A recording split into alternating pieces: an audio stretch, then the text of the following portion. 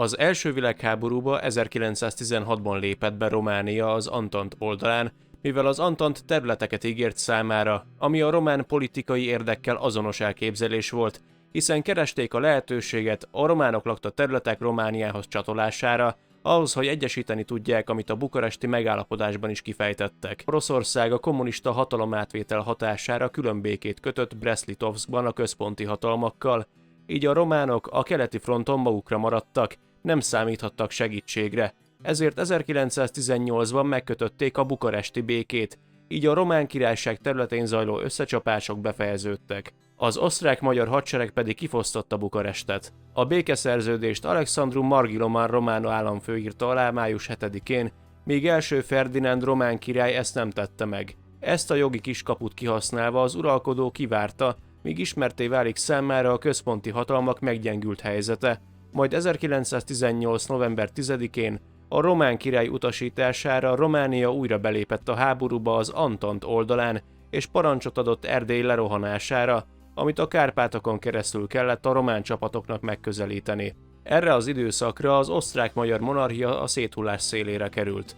1918. október 31-én az őszi rózsás forradalom eseményei során gróf Károlyi Mihály került a miniszterelnöki székbe, aki Woodrow Wilson amerikai elnök pacifista kijelentéseivel azonosulva megkezdte a magyar hadsereg teljes leszerelését. 1918. novemberében a román hadsereg jelentős részét leszerelték. 2 lovas és 2 gyalogos hadosztály ügyelte Besszarábia felől Románia határát, mivel tartottak a szovjet vörös hadsereg támadásától. Erdély lerohanására 2 hegyi vadászhadosztályt küldtek. Azonban ahhoz, hogy nemzetközi akadálya ne legyen az akciónak, külön engedélyt kértek az Antanttól. A támadásra Louis-Franche de Perret francia tábornok keleti parancsnoksága adta meg az engedélyt az erdélyi középhegységig való behatolásra.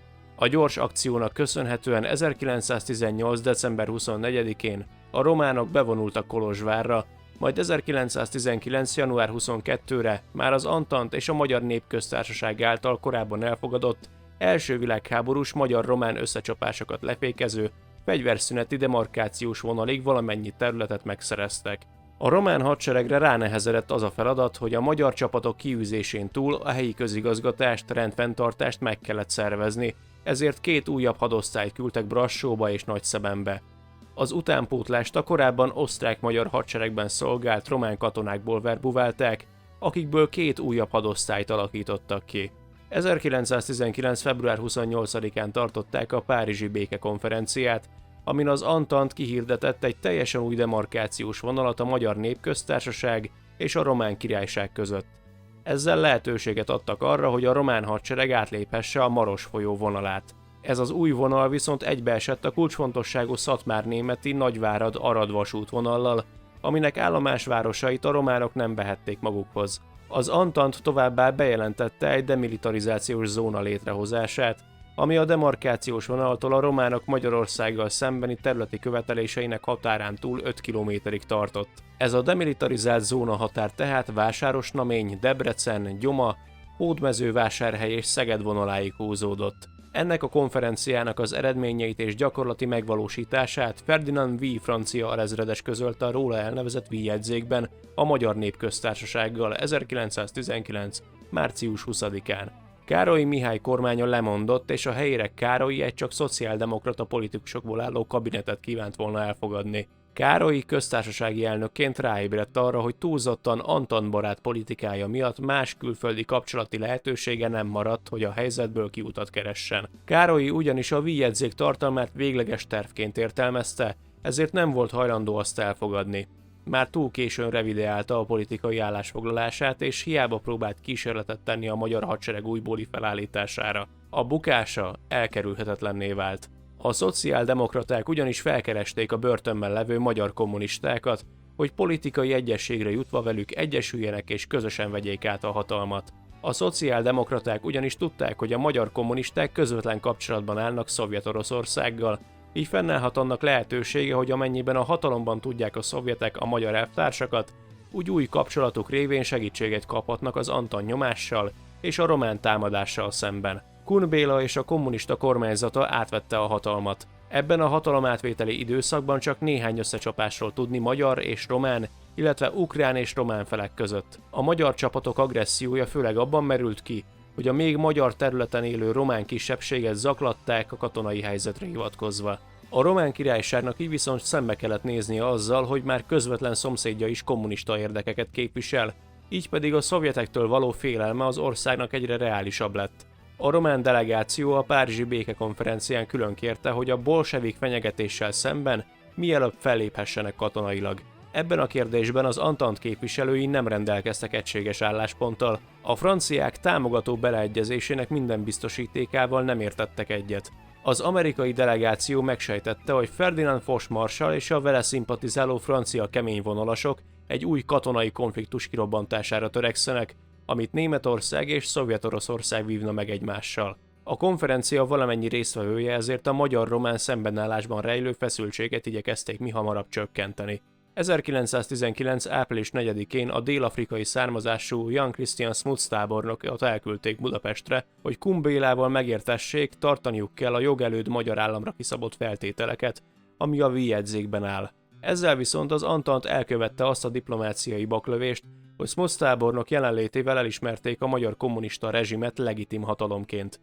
A feltételek elfogadásáért cserébe az Antant biztosította a Magyarországi Tanácsköztársaságot arról, hogy enyhítenek a magyar ellenes blokádon és a magyarok részére kedvezőbb helyzetet kívánnak teremteni Románia, Jugoszlávia és Csehszlovákia területi igényeinek kérdésében. Kun Béla ezzel szemben azt követelte, hogy a románok a Maros vonaláig vonuljanak vissza, ez azonban elakasztotta a tárgyalást. A magyar kommunista vezetés tisztában volt azzal, hogy az Antant ígérete önmagában nem lesz elég a védekezéshez, ezért az elakadt tárgyalások időt adtak ahhoz, hogy megkezdjék rövid időn belül a magyar hadsereg újjászervezését és felvegye a harcot a betörni kívánó csehszlovák és román csapatokkal. Nagyváradon, Gyulán, Szolnokon és Debrecenben toborzó központok létesítésével 60 000 főt tudtak mozgósítani a magyar vörös hadseregbe. Összetétele alapján az első világháborúban harcolt osztrák-magyar csapatok elit katonái, azok tisztjei és a hiányos vagy gyors talpaló szintű kiképzésben részesült önkéntesek alkották. Ehhez még hozzátartozott 5 páncélvonat és 137 ágyú, amiknek használat szempontjából a hatásossága megfelelő képzettség hiányában kétségessé vált.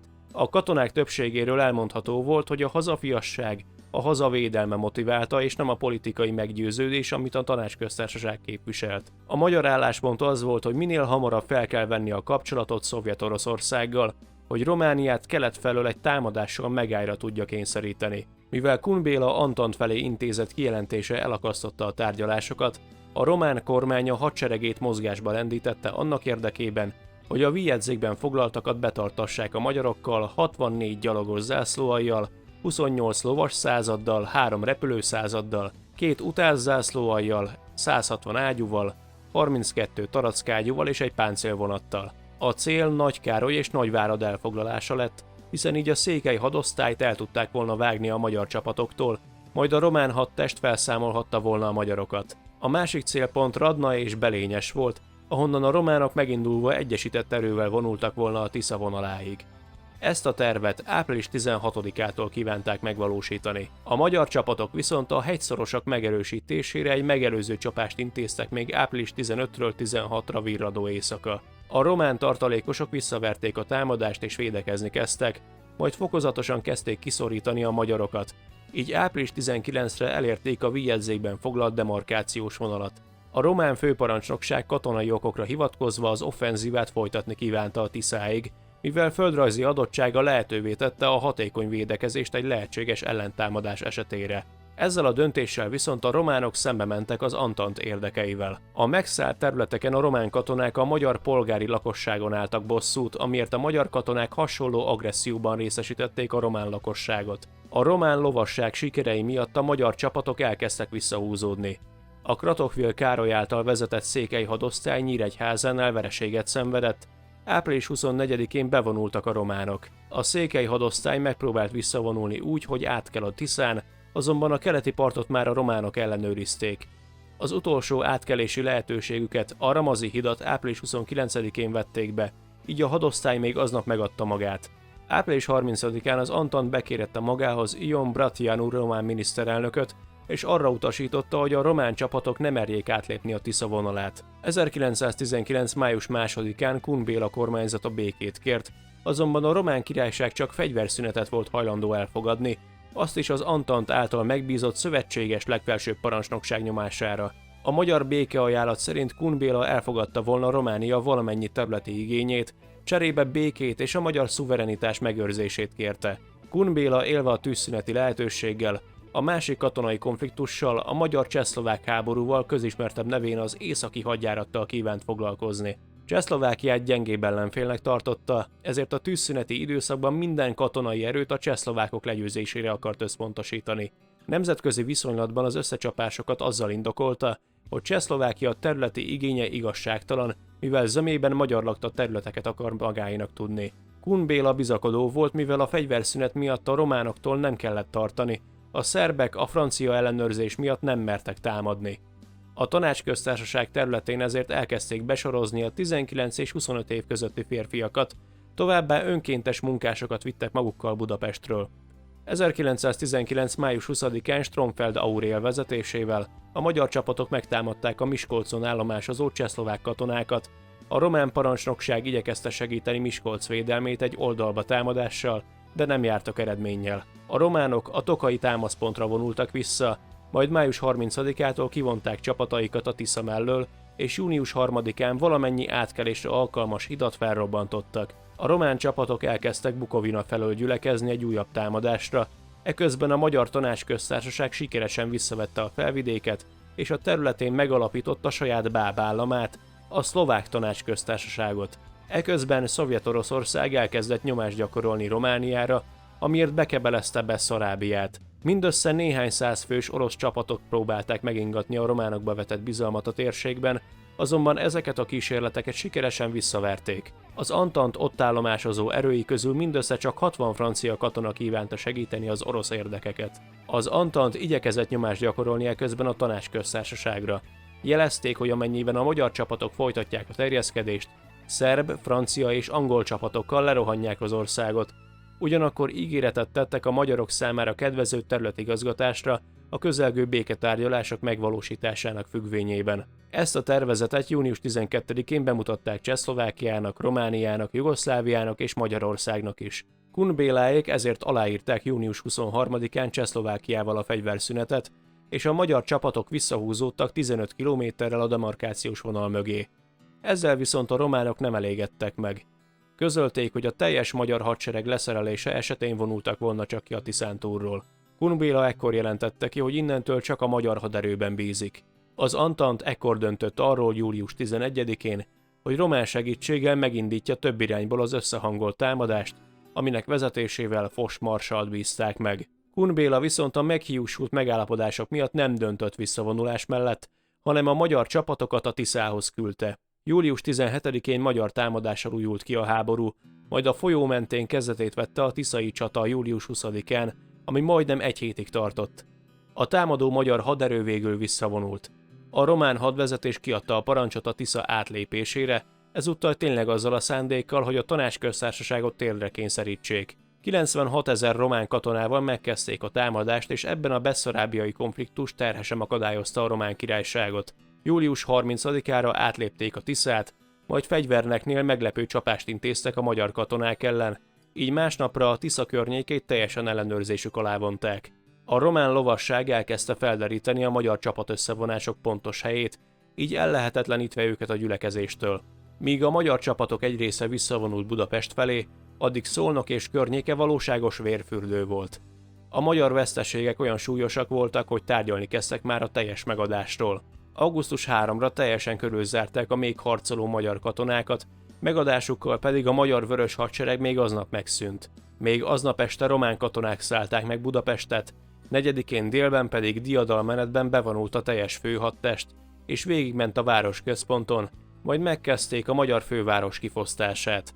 Gyári, üzemi gépeket, egészségügyi felszereléseket, élelmiszert, közlekedési eszközöket, vasúti járműveket, vagonokat lovasítottak meg, és szervezetten előkészítették a zsákmány Romániába szállítását. Olyan szintű visszaélések történtek, hogy az Antant kirendelt katonai misszióért felelős tisztjei Hiába ellenőrizték személyesen a magyar lakosság panaszait és léptek fel a románokkal szemben, a főváros kirablását nem tudták megakadályozni.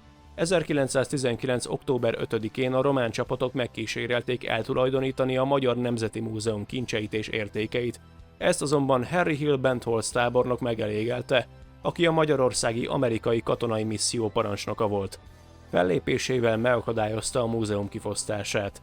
Kun Béla már augusztus 2-án elhagyta Magyarországot. Ausztriába ment, majd onnan Szovjet-Oroszország vendégszeretetét élvezhette. Antanti támogatással egy szakszervezeti kormány alakult Peil Gyula miniszterelnök vezetésével, amelyik augusztus 6-án feloszlott, mivel nem volt képes elfogadni a román álláspontot Magyarország területi helyzetére vonatkozóan.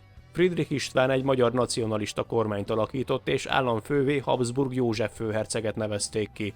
József főhercegnek viszont ultimátumot adtak a románok augusztus 11-én, mely szerint Magyarország valamennyi hadianyagát át kell adni, és magyar segítséggel elfoglalnák a Bánátot Jugoszláviától, majd egy magyar-román unió keretében ismerjék el a román királyt kizárólagos magyar uralkodónak. Ezt az ultimátumot Bentholz tábornok sikerrel hatástalanította, ugyanakkor az Antant nem örült annak, hogy egy Habsburg töltse be az államfői tisztséget. Erre az időre Győrig jutottak a románok, és a Balaton kivételével egész Magyarországot felügyelték. A Balaton déli partján levő Siófokon viszont ott állomásozott egy magyar nemzeti haderő, aminek tagjai Horthy Miklós vezetése alatt egyesült nemzeti hadseregként.